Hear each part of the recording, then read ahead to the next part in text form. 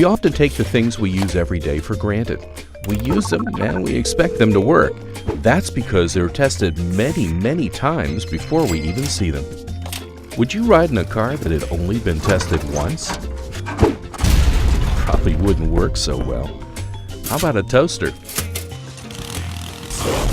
Not so good either. Now what about a satellite? The same thing applies. What if we had a telescope that couldn't take pictures? Luckily, NASA was able to put glasses on Hubble, but it's not always so easy. That's why engineers do their best to make sure things work right and will keep working for a long time. And how do you design something that can do the same thing over and over again? You test it. Before we start testing, though, we should make sure we know a little bit about our mission. That way, we can figure out what we're testing as well as what we're allowed to do to improve it. These are called constraints. Constraints help engineers get a good idea of where to start. For example, we probably wouldn't want to build a lunar lander out of, let's say, bricks. Actually, let's use that example. We need to land humans on the moon.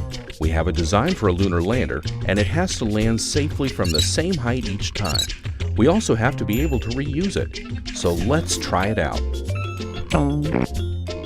Well, that didn't work. Good thing we're just testing. Let's try it again, but let's think about how we can make it better. Maybe some legs. Close, but how can we keep it from tipping over at all? Maybe some rockets to help guide it down.